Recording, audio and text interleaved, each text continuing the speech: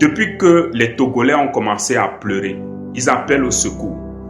Aucun député de la CEDEAO n'a osé ouvrir la bouche, ne serait-ce que pour condamner ce que les Togolais subissent aujourd'hui, à part Guy Sagna. La CEDEAO compte une centaine de députés. Un seul a osé ouvrir la bouche pour dénoncer ce qui se passe. Monsieur le député Guy Sagna, je vous dis merci. Vous êtes un brave homme. Aujourd'hui, vous êtes la voix des Togolais.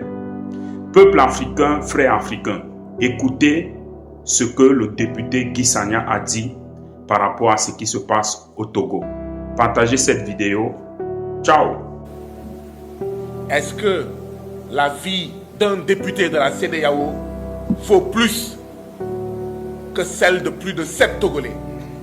Si le Parlement de la CEDEAO, je sais, contraint, et après près d'une semaine, a été obligé, n'ayant pas le choix, de faire un communiqué pour regretter ce qui m'est arrivé, mais comment il peut y avoir au moins 7 morts au Togo et le Parlement de la CEDEAO se tait?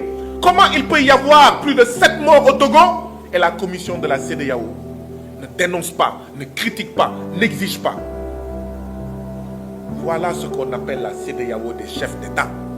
Voilà ce qu'on appelle la CEDEAO des présidents. Parce que ce communiqué de la commission de la CEDEAO, ce n'est pas la CEDEAO des peuples. C'est une CEDEAO qui est complice d'un dictateur qui s'appelle Faure Gnassingbé. C'est une CEDEAO qui est complice du fait que chaque jour, on ramasse des corps dans la lagune au Togo, à Lomé. C'est tout simplement inacceptable. C'est tout simplement scandaleux.